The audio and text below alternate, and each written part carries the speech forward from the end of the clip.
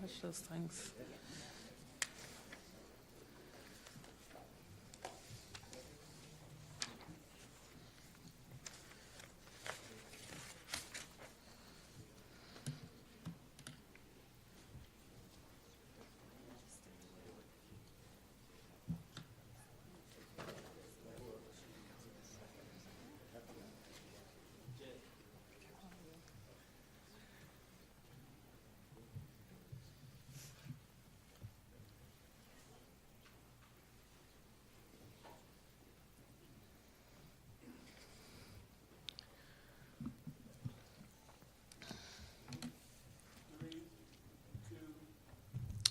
Good morning. I'm Muriel Bowser. I'm the mayor of Washington, D.C. We are located today in the Marion Barry building, and I am joined by our local law enforcement team as well as our federal partners to provide a briefing on the districts and federal partner preparation for the upcoming presidential inaugural activities in Washington, D.C. Before I start today, I want to acknowledge an incident this morning where 3 of our brave officers were responding to a residential location, and while attempting to apprehend an armed suspect, they were shot. We are fortunate that their injuries are not life-threatening, and we are grateful every day for the work of our officers and the dangers they face and their willingness to do this hard work to keep our city safe. You will hear from Chief Smith, who has been in contact with our officers and will continue to support them. We, as I said, are joined by members of my public safety team, including the Chief of Police for the Metropolitan Police Department, as well as officials from the United States Secret Service, the FBI, the United States Capitol Police, as well as the U.S. Park Police, the D.C. National Guard, and the United States Coast Guard. We are also joined by the General Manager for Metro WMATA. And so let me just begin with our briefing. As you well know, every 4 years, our city supports the peaceful transition of power. We are proud of that responsibility and grateful to our federal partners, local agencies, and community members who work together to ensure a safe event. We are here today to discuss preparations for the upcoming 60th presidential inauguration. And the Secret Service, while the Secret Service is leading the security effort, the district is working closely with the Secret Service and other federal partners. I want to recognize all of the teams for their work around the 2 national special security events of last week, including the certification of electoral votes on January 6th, as well as President Carter's funeral.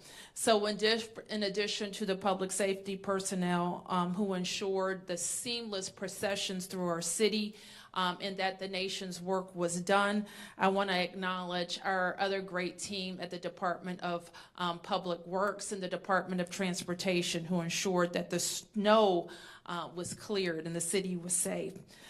For residents and businesses, most of the impact of the inauguration will be felt in the area directly around the National Mall, the United States Capitol, the Convention Center, and around Union Station.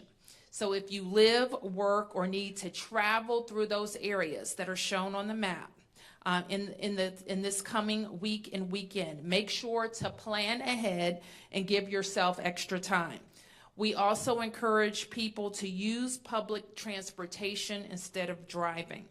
To help plan for Inauguration Week, we've activated 2 resources, so please use them. Our official website is inauguration.dc.gov, inauguration.dc.gov, which provides essential information for residents, businesses, and visitors. and a free text service. The residents and visitors should text PCINAUG to 888-777, 888-777 for updates on road closures, traffic updates, and more. In addition to this, we also know that we're expecting very cold temperatures throughout this period. So if you plan to be outside, dress appropriately. We also have our human services teams and everyone gets into shelter. I encourage everyone to look out for each other. Use 311 for a shelter hotline. Check on seniors and neighbors and make sure you clear your sidewalks and continue to prioritize safety. So with that, I want to turn this portion of the discussion over to our law enforcement officials, starting with the United States Secret Service, who leads this national special security event. So please, I'm welcoming Special Agent in Charge, Matt McCool, from the United States Secret Service, Washington Field Office.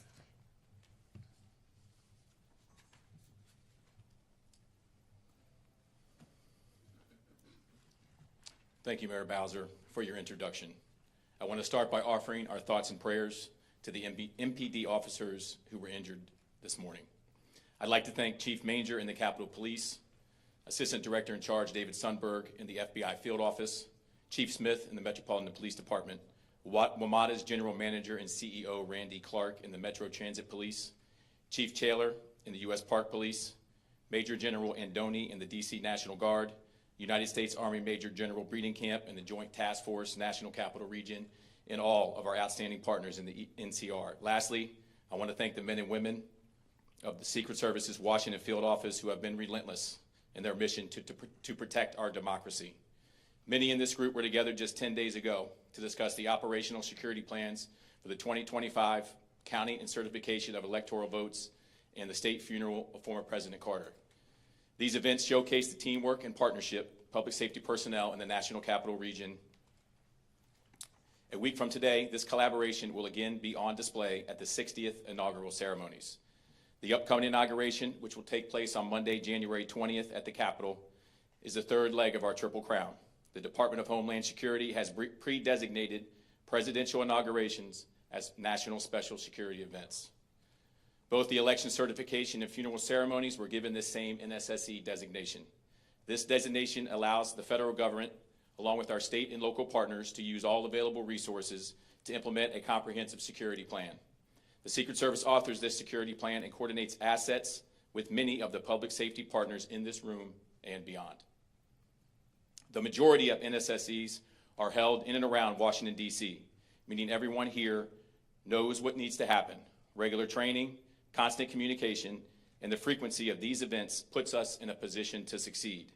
The Joint Congressional Committee and inaugural ceremonies organize the upcoming inauguration, which thousands of special guests will attend. These include President Biden, Vice President Harris, several former presidents, Supreme Court justices, and lawmakers from the House and Senate. Hundreds of thousands of attendees will also be on hand to watch the peaceful transfer of power on the Capitol grounds. The public is also invited to view the inauguration from the nearby National Mall. Chief Manger will provide additional information on safety precautions underway at the Capitol. All attendees will undergo screening. Designated checkpoints will be set up for members of the public interested in attending the inauguration. A map of the perimeter showing the locations of all checkpoints will be available online at www.inauguration.dc.gov. The website will also provide information about parking, road closures, and other impacts. The Federal Aviation Administration will announce temporary flight restrictions in and around Washington, D.C. The U.S. Coast Guard will communicate any maritime restrictions, which will also be linked to the inauguration website. Additional fencing and concrete barriers will supplement the fencing already around the Capitol for the election certification and President Carter's funeral. More than 30 miles of anti-scale fence will be used for the inauguration, more than any other NSSE ever before. The Secret Service's comprehensive security plan will continue to use drones as part of our protective posture. Do not be alarmed if you see these assets during the inauguration or in training in the days ahead. The Secret Service will bring agents and other specialists from field offices across the country to provide a full slate of visible and invisible security measures. We work side by side with our partners throughout the process, as everyone plays an equal part in safeguarding this event. As evidence of this cooperation, consider the more than 1,500 annual protective visits the Secret Service Washington Field Office conducts with our MPD partners. It is also worth recognizing the historic nature of 3 NSSCs over 14 days.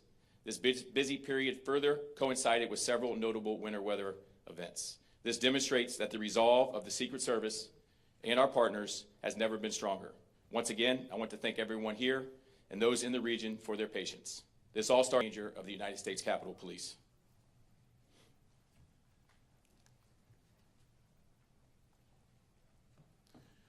Thank you, Matt. With the inauguration coming up next Monday, many of the security enhancements that went up around the Capitol for January 6th and for President Carter lying in state have remained in effect. And as you heard from Special Agent McCool, the fencing remains up and will be staffed by individuals who, on the day of the inauguration, will be able to assist people in terms of getting in, getting screened, and finding their way to where their seats are. One of the differences between what we expect this weekend and next Monday from the past few weeks is that we expect much larger crowds. There are going to be nearly 250,000 ticketed guests attending the inauguration. In addition to that, there will be folks that are showing up to participate in a number of demonstrations that will be in the downtown area. We have on Saturday the People's March. It will be at the Lincoln Memorial, and they expect there may be 10,000 to 15,000 people at that event. On the day of the inauguration, there will also be demonstrations going on. A group called We Fight Back expects, on their permit said they expect about 10,000 people, and that will be in a couple of locations in the downtown area on Monday. The biggest threat, I think, for all of us remains the lone actor. Just in the past week, while President Carter was lying in state, we had 2 lone actors show up at the Capitol, one trying to bring in knives and a machete, another one who was trying to, what I believe, to disrupt the proceedings by setting their car on fire down in the Peace Circle area. U.S. Capitol Police were able to interdict these folks before they had a chance to do any harm. But that threat of the lone actor remains the biggest justification for us being at this heightened state of alert throughout the next week. There will be folks along the fence line to assist the public in getting in to the inauguration for those that have tickets, and there will you'll hear from Metro. They're opening up early. The gates are opening up early, and we encourage people to show up early just because of the size of the crowds that we expect. And I'll close by saying that while we have around 250,000 ticketed guests for the inauguration, there are ticket scams that are ongoing, and people should be aware of the fact that there are these scams going on. So before anybody buys a ticket, make sure that you're getting a ticket from a reliable source, which at this point is mostly a member of Congress or someone who is in a position to be able to have the legitimate tickets. Thank you, Chief. With that, I would like to call Agent Sundberg from the FBI.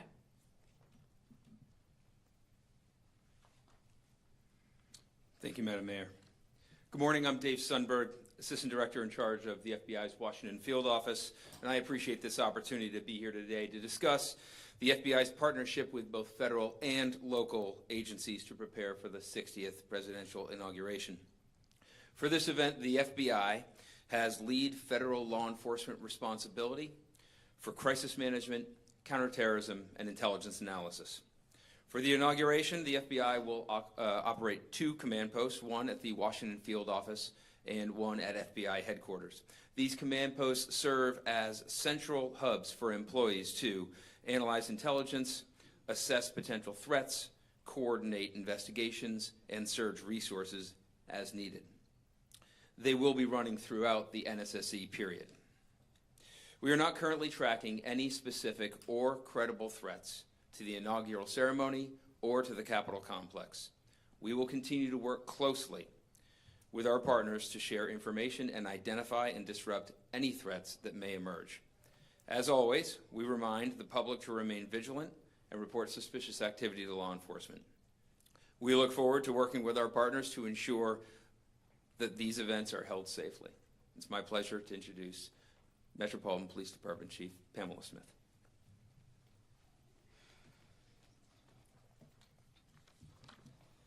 Good morning, and thank you, Director Sundberg. I'm Chief Pamela A. Smith, Chief of Police for the Metropolitan Police Department here in Washington, D.C. Allow me to begin by just sharing just a few comments about the tragic incident that occurred this morning with our 3 officers. I'm happy to say that they are doing okay. It's such an unfortunate incident when officers are responding to a particular location based on a call, and this kind of incident ensues. Thank you to those agencies and department heads who have reached out. Continue to keep our officers in prayer as they journey to their space of good health.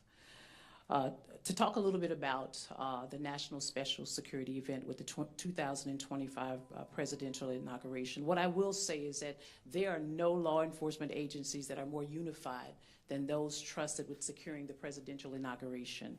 And I would like to thank everyone who's here today that have supported this city for their collaboration. Our message today is very direct. We're prepared. The men and women of the Metropolitan Police Department, DC government, and our partners are fully prepared for the 60th presidential inauguration. And let me briefly speak to what that means in terms of support. Our entire police department will be activated for the presidential inauguration. In addition, we'll be reinforced with nearly 4,000 officers from across the United States who were generous enough to raise their hands and commit their time to assist the Metropolitan Police Department. Those additional resources will be deployed to manage traffic, secure dignitary routes, and ensure public safety in our city. I'd like to pause and thank those officers who are coming to our city, taking time away from their families to ensure the safety and security of this event. Their commitment to our country, to this city, and their law enforcement partners are admirable. They deserve praise from us all. Also, I want to extend special thanks to their leadership teams for allowing them to come and support us for this event. In addition to the support of the fellow law enforcement partners, we will have 7,800 National Guard members that will be activated across the district to assist with the inauguration. This is not just at the request of the Metropolitan Police Department, but at the U.S. Secret Service and those who are under the Security Special Inauguration event for today. For the upcoming inauguration. While we're focusing on the presidential inauguration, I want our residents and businesses to know that we remain fully committed to delivering comprehensive police services across all 7 of the city's districts during this period. We know we'll be able to rise to the challenge because we've done it before. No city handles large-scale events better than the District of Columbia. This month alone, in collaboration with our partners, we've successfully secured 2 national special security events, the counting and certification of the electoral votes, and the state funeral for former U.S. President Jimmy Carter. Both events were successful because our agencies worked together to develop and execute a comprehensive security plan. The 60th presidential inauguration is no different. Our inaugural planning committee has spent the past year working with federal and local partners to ensure the proper measures are in place. To those planning to attend the presidential inauguration or post-inauguration events, be prepared for security checkpoints and an extensive perimeter downtown. Road closures will go into effect early Sunday morning, January 19th. We ask that you avoid driving if at all possible and use our metro stations as a better option to get around. There will be several closures that will also impact the areas around the Washington Convention Center, Capital One Arena, Union Station, and the National Cathedral. Details are available at inauguration.dc.gov, and we encourage you to plan ahead. As the inaugural events unfold, our state-of-the-art Joint Operations Command Center will monitor events in real time, leveraging an expanded camera network to manage crowds and security checkpoints. We'll be ready to respond quickly to any situation. And please note that MPD will ensure your right to peacefully protest and assemble.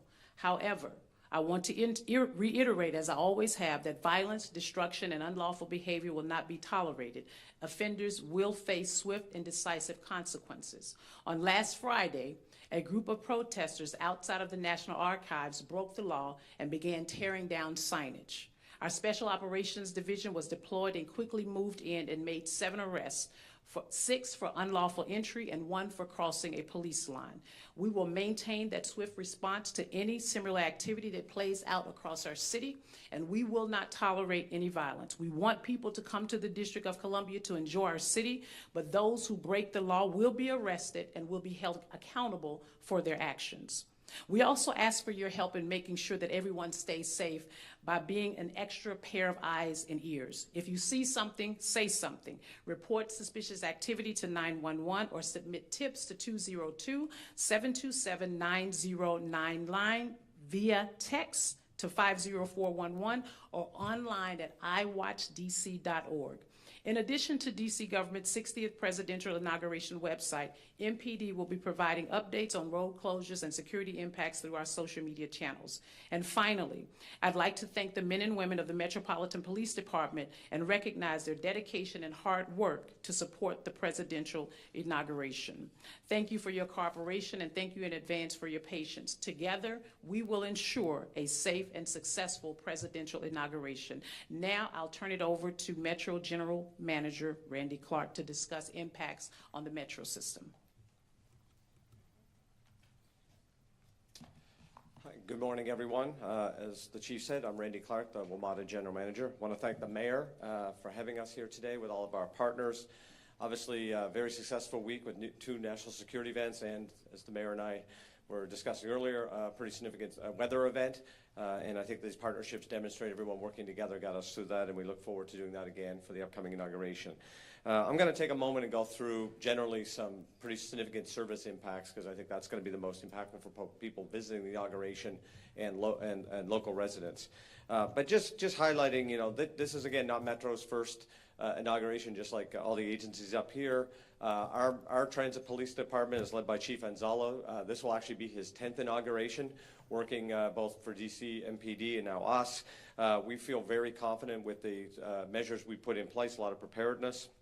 We have 15 other law enforcement transit police agencies around the country, similar to, as Chief Smith mentioned, to come in and supplement our workforce. We also have our National Guard partners, which we very much appreciate, and TSA. So probably throughout the Metro system, we'll have over 900 security uniform personnel to keep people safe. They'll be walking trains, they'll be in platforms, bus areas. The whole idea is to get ahead of something, see something, say something, lots of uniform personnel to keep people safe. Additionally, there'll be lots of signage out through all the system, really explaining to people where they can go and where they can't go. I want to highlight WMATA.com/inauguration for people that are really trying to get some granular information. We'll go through that in a little bit more detail. So as Chief Manger said, we did get a request from the Secret Service and the Capitol Police, and we are going to be opening the Metro Rail system at 4 a.m. the day of inauguration to help with crowds. We will have increased service throughout the day as well. On the red line, we expect 4-minute frequency all day long, 8 minutes on all the other lines, and the yellow line we're going to extend to Greenbelt, so we can really connect Virginia, Maryland, and DC all together on those lines. There are some significant station closures, though, at the request of Secret Service as well. McPherson Square Station, Federal Triangle, and Smithsonian. Those are on the blue, orange, and silver lines. They will all be closed. The green, yellow lines, we're going to have Mount Vernon Square and Archive stations closed. Now, we are going to run service through those stations. That just means people will not be able to enter or exit those stations. We will be running trains through those stations.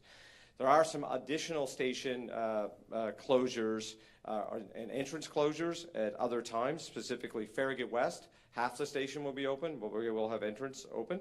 At Metro Center, the same thing. Gallery Place, Judiciary Square, and then Union Station. So there's obviously other events outside of inauguration going on.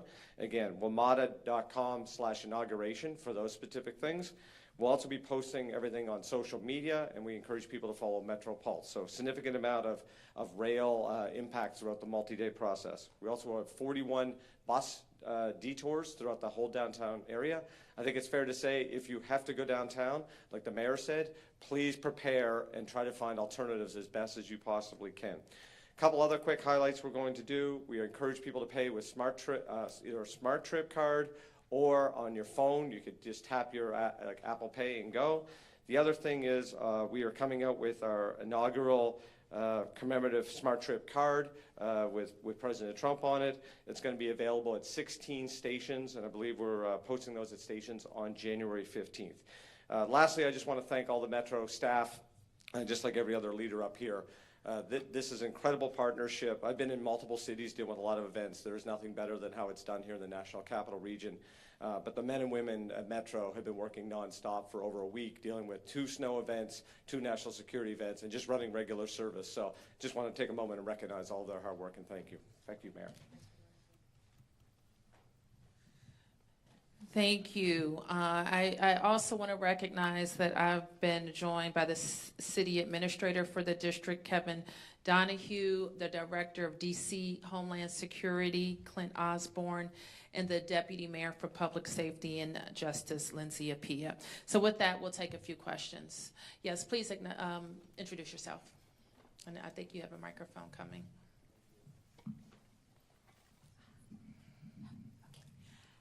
Thank you. My name is Sonia Schott with Diario Las Americas. I would like to know what is different this year in comparison to last year's in the light of the recent events, security events happening in New Orleans and also recently during one of the rallies of President-elect Trump. Let me ask Agent McCool to address that.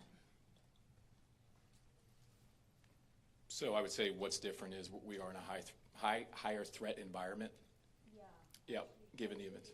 In comparison to last year's, what is the difference in comparison to the last inauguration or previous inauguration? Last inauguration. Yeah. I would say we have a slightly more robust security plan. We've been planning for this event for 12 months, along with our partners.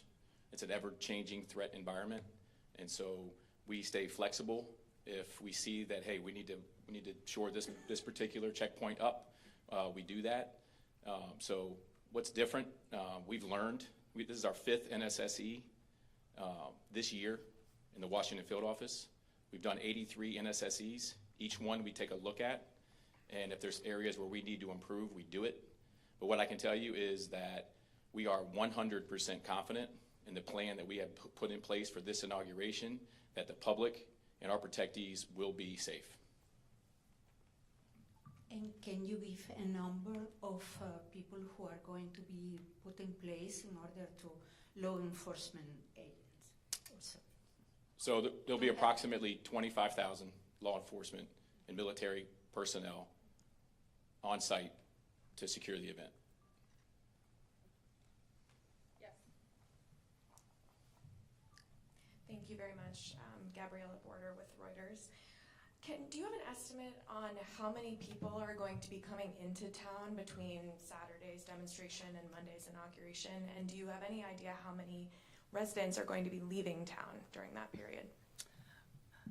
I don't know how many residents are going to be leaving town. It is a holiday weekend, so I would expect that it will be similar numbers of personal travel on that weekend. So let me just ask the chief to speak to any other estimates from the permits that we have on hand. And Chief Major spoke to a number that he's aware of ticketed event totals. But beyond that, we don't get in the business of estimating how many people. We look at the data that we have for people who have tickets and the like. So, Chief. And so we do have on January 20th approximately about 12 First Amendment activities. One in particular on the 19th is the People's March, which we have an estimate of about, initially the permit said about 50,000 people. I think as of today, we're looking at about maybe 25,000 or less. We will be prepared. We've dealt with this group size before during the last inauguration. I think it was called the Women's March at that time, and now it's the People's March. And we will be prepared. And that's the largest event with respect to numbers of people coming into the city. Again, we don't give numbers, but we will be prepared to address any large groups that come to our city. And between the People's March and the large crowds of Trump supporters that are going to be coming into the city, are you aware of any counter-protests or potential for tension between these groups of people, and what measures specifically are you taking to ensure that everyone can voice their thoughts safely in a very politically volatile weekend? Well, as I've stated before, we want people to come and voice their opinion safely. We have our civil disturbance unit. Every team will be activated here across the city. As I stated before, we have approximately 4,000 law enforcement officers who are providing support here in the city. And we also have the opportunity, we have the Council of Government, where we are an association of police chiefs in this region. So if there's any support that we need, we know how to break glass and ask for those resources in a very quick and swift manner. Any other questions? Yes. Oh, here we come. Thank you. Nathan Worcester, Epic Times. You mentioned that there was no specific or credible threats, and you mentioned, Chief Major, that there was more of a concern with a potential lone actor. Are there any indications that there could be groups similar to the ones who showed up at the DNC this summer and refused to disperse, leading to dozens of arrests?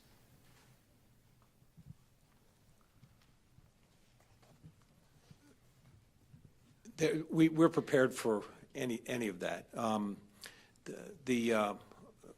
of the precautions we've taken is the security fence around the Capitol complex, and we're hopeful that that'll keep any of the protests from getting too close to the Capitol. And we have adequate resources in terms of assistance with other law enforcement agencies on Capitol grounds to quell any disturbances if they start. So there are no indications of those similar groups so far? No, there's no. We have no intelligence to that effect. Yes. Good morning. I have a couple of questions. My first question is for the law enforcement personnel, particularly those who are going to be closest to the ground. How do you mitigate Fourth Amendment violations, throughout this entire endeavor? Just given the fact that this is a polarizing time, we have two groups, a lot of people going at it on the ground. What's the strategy as far as mitigating that so that people don't feel like they're being singled out? And I'm just speaking because those were similar sentiments back in 2020 at the height of the George Floyd protests. Chief. Well, Sam, thank you for the question. I think right now, we're in two different time periods with respect with what was happening around the George Floyd time period and where we are today with respect to Fourth Amendment and with respect to how we engage with the community. I think we have come a long way with bridging the gap between how we deal with our residents and even the groups. I mean, if you notice here in the city, we allow peaceful protests all the time. But when it comes to violating the law, we're just not going to tolerate it. I've given my team direct orders as of last week. Anyone who thinks that they can come into this city to destroy property, we will be prepared to deal with them or destroy our businesses. We want people to come into our city. I think we train, if not annually, biannually on Fourth Amendment.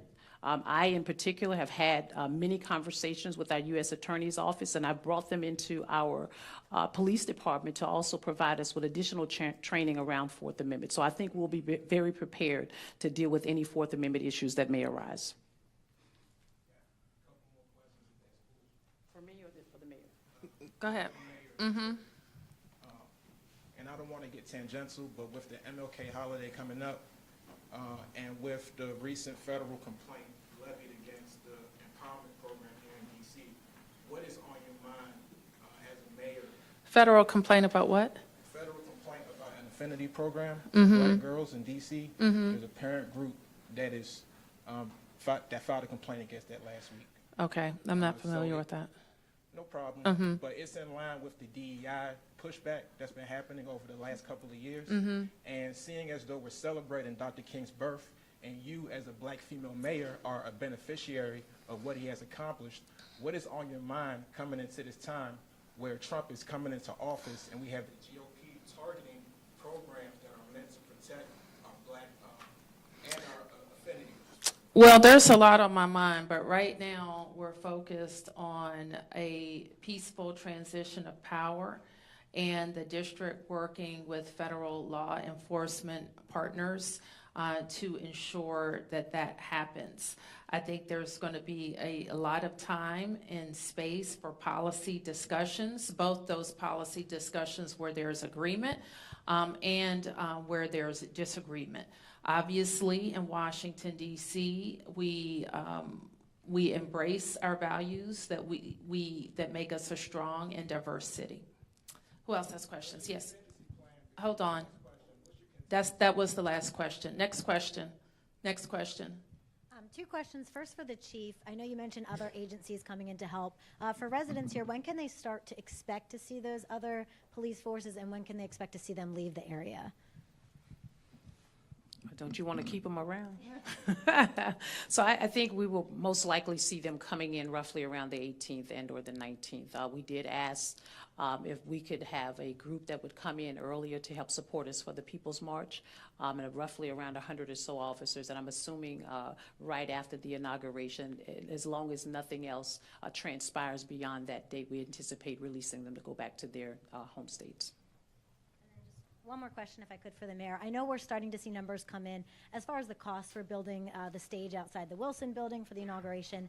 For residents that are concerned about spending $1.5 million on that instead of, using those dollars locally for programs, what do you say to them? We do it every 4 years. I hate that the costs have escalated, but if you can imagine those costs escalating, think about our schools, buildings, our road projects, and everything else that the district builds. And then you'll understand some of the pressures we have with our capital budget. So things are more expensive, and I think people recognize that as the host city, and the importance of us having our building on Pennsylvania Avenue and being the only jurisdiction that can participate in that way is powerful. So while I don't like that the costs have gone up so much, I think it's important to do it every 4 years. Any other questions here? Catalina with Telemundo 44. I wanted to thank you for giving us that update on what happened this morning. I was wondering if there's any more information on the suspect. Is mental health, was that a factor? Anything else you can share? I only know anecdotally that it would appear that the resident did have some mental health issues. I hesitate to say that because that's not, I didn't get my medical degree yesterday, but we are concerned that that was a problem. Yes. Chief Smith. There you I are. got the- Okay, I just didn't know where you were. Chief Smith, you say that your department is prepared, but I want to note that just a little while ago, the FOP, Greg Pemberton, has put out a press release in which he notes that the size of the force is its lowest in 50 years, that you're using excessive overtime, which is leading to exhaustion and mental exhaustion and physical exhaustion by these officers. And he says, quote, "It has reduced the effectiveness of the force." And I wonder if you have a comment on that. Well, I think that one thing that I will say is that we are low in numbers, and I don't think that's any different from a lot of the other partners that are here today. What I will say is that our officers are resilient.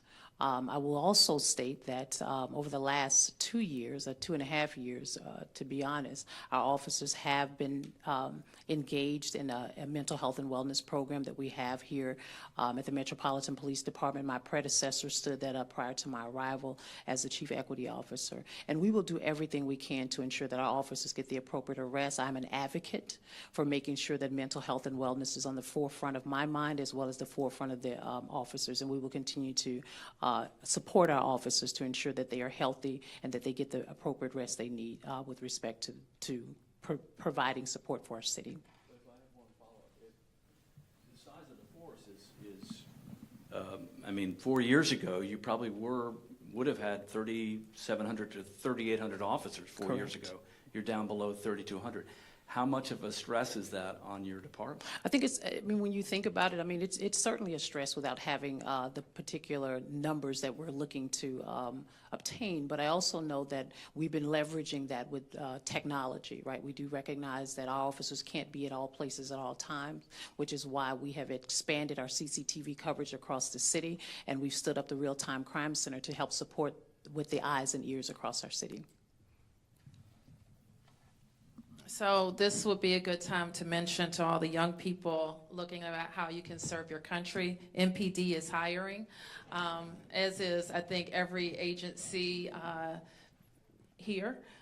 So law enforcement is a great career. So think about serving your nation's capital in some way. Did you get a question? Okay, yep. Ellie Silverman with the Washington Post. Thanks for taking so many questions. I had a clarifying question. I think this would be for Special Agent McCool, but when you mentioned the 25,000 law enforcement and military personnel, did that include the numbers that Chief Smith shared about MPD's full activation, the additional 4,000 officers, or even the Capitol Police officers, or is it in addition? That number is all encompassing. Got So it. it includes everything they mentioned. Thank you. Yep.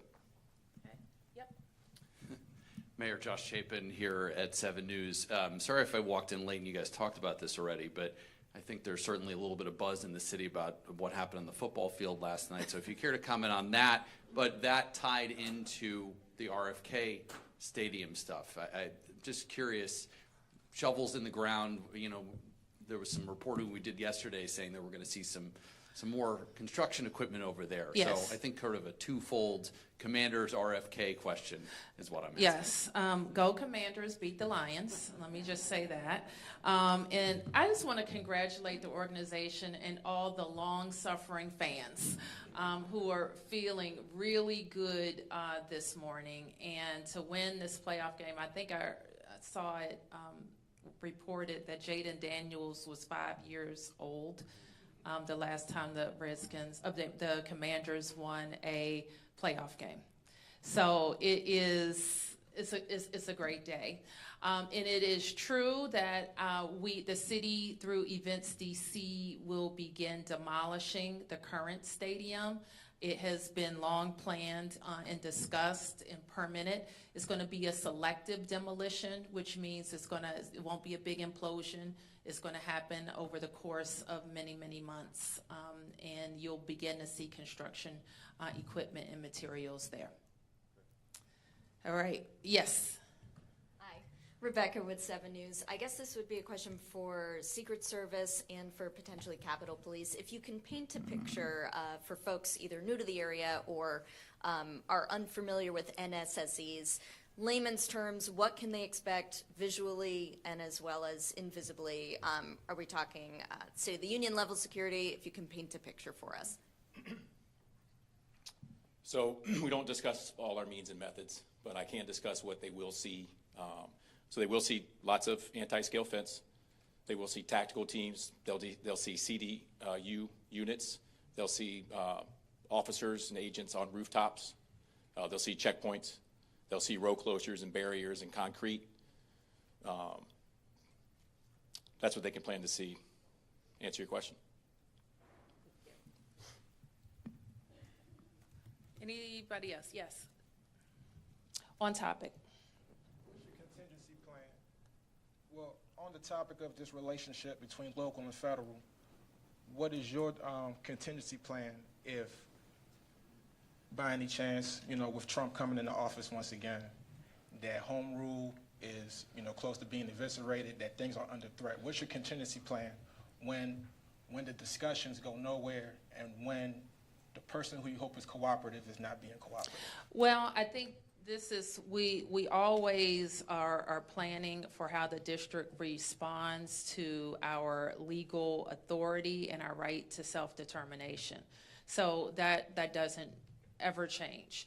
But it also doesn't change the fact that the district wants to work cooperatively with those who work with us. That includes the incoming president and the incoming leadership in the Congress. Any other questions?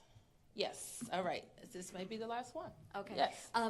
Kind of going off of the viewing stand, do you know at this point how many people are set to be in the viewing stand outside of the Wilson building? Is it a full house? Is it? It will be. We will occupy all the seats. And in addition to that viewing stand, we also support the Presidential Inaugural Committee with building the viewing stand across from the White House and the media stand. I think, does anybody know the number of seats? I want to say it's probably like 50 or something like that. It may be more, 50 to 60, I don't know. And then I will invite guests and the council will invite guests. But to clarify, the 1.5 million is for just the I Wilson think so. stand, right? I think so. Okay, thank you. So you all can write all about it, the 1.5 million, that's what it cost. And so here's the question for the people. Do you not want to be represented on Pennsylvania Avenue during the most watched event of the political season? You could say no. I'm not going to say no as mayor. I'm going to do it now. I'll do it the next time like I did it the last times, just like we did it for every other president. Okay, thank you, everybody.